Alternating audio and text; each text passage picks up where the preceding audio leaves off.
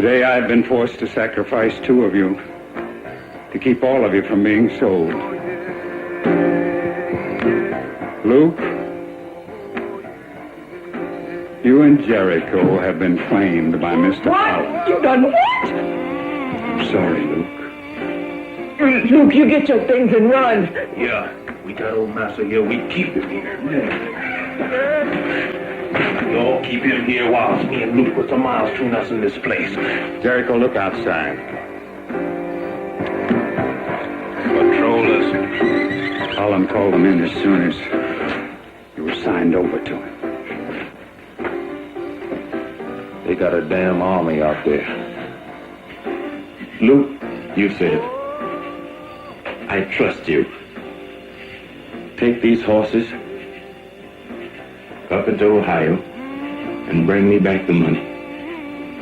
And then I'll make you free. If God is my judge, Master. That's what you said. And that's what I meant.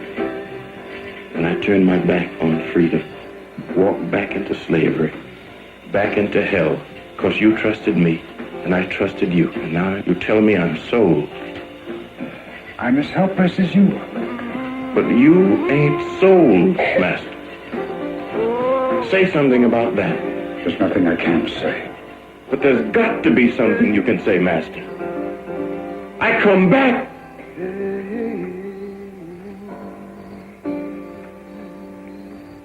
If there's nothing to be said, Master, then go.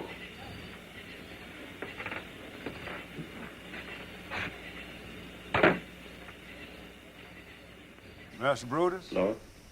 Can I get a word?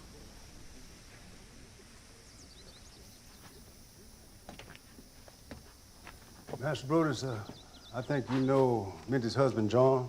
He worked with me over at Thompson Mill. Of course I know him. I'd let him marry her. What's your point?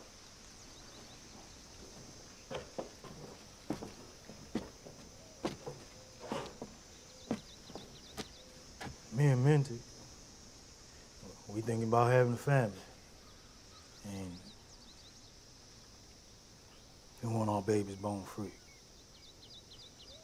So we hired a lawyer that made it clear that... You hired a lawyer. Man, what the hell is this talking about?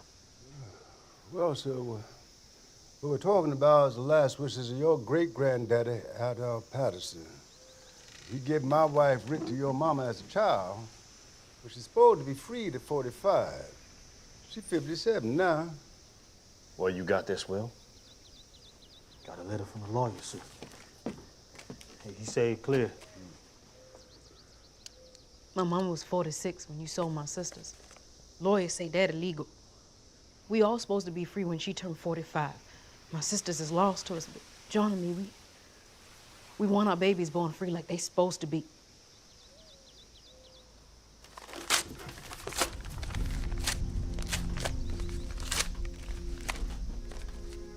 Now, you listen here, girl. Your daddy may be free. And your husband, too. But you and your mama, and your brothers and sister, they belong to me for life. And your babies will belong to me, and their babies will belong to me.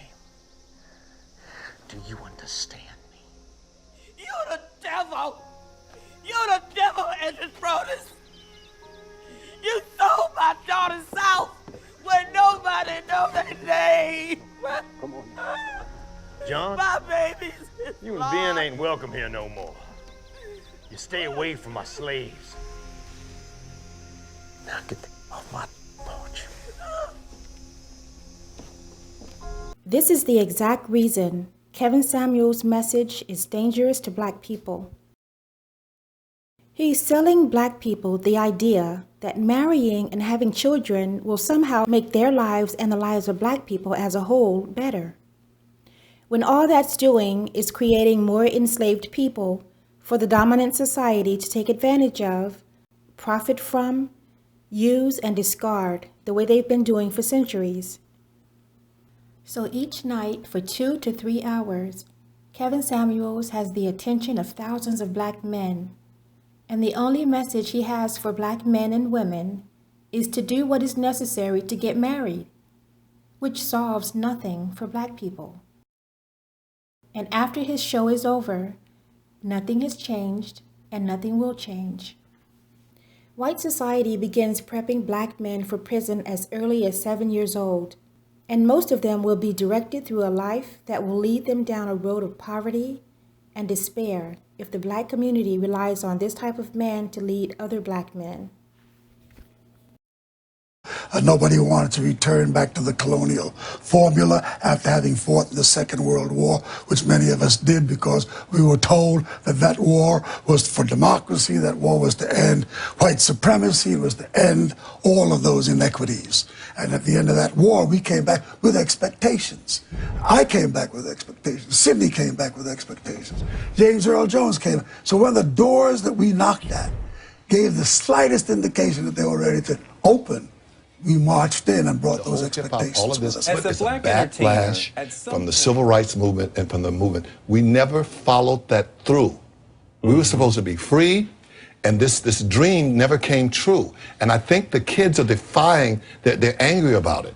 That we didn't make it the way it should be. There is that. We marched, we got hosed, we got bit by dogs, and where are we? I just think that I think those slick white people up in the boardroom iced us again. Yeah, I can believe that too. And put something on the table that was so seductive and so hard to resist. Look, when I We all know that LeBron and his pitiful one-day boycott didn't ask for anything tangible for black people, and allowed white people to pacify him with paintings of Black Lives Matter on the courts and singing the Black National Anthem before the games.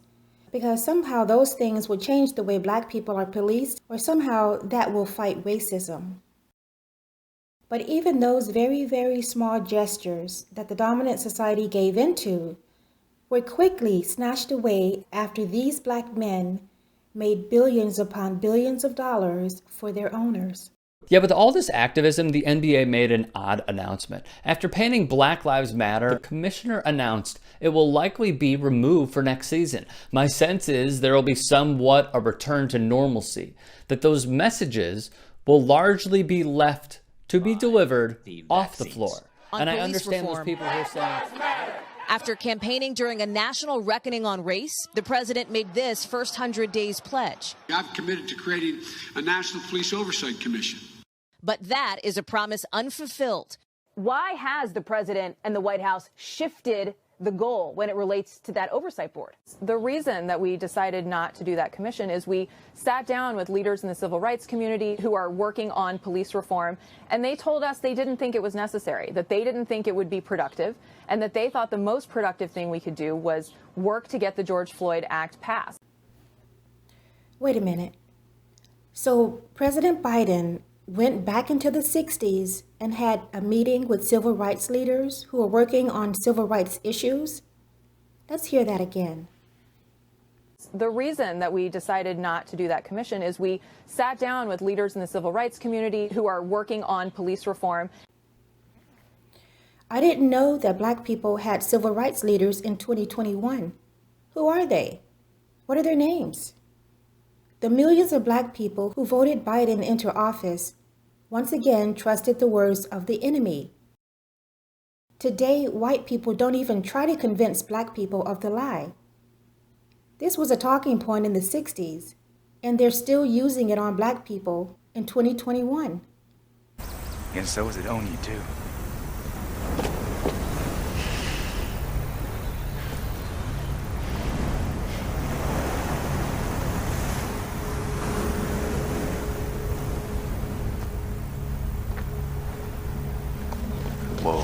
Whoa, easy now.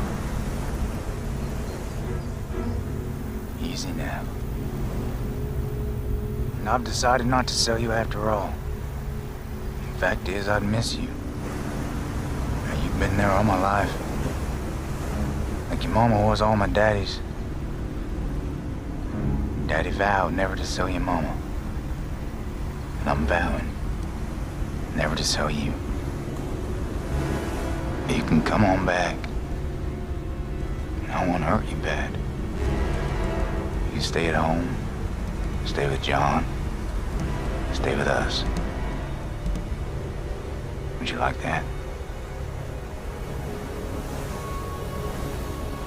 I'm gonna be free or die. God damn it, Midget! Being free doesn't mean fighting the system. It means getting out of the system and allowing ourselves to be deprogrammed and opening our eyes to the truth of the position Black people are in this society. Being free means being able to rely on and trust other Black people instead of turning to white people for our needs. Being free means not having to decipher the lies and deceptions, and we can then control our own destiny and the destiny of our children. Are Black people ready to say these words? I'ma be free or die. Are Black people finally ready to take a leap of faith for our freedom? Let's talk about it below.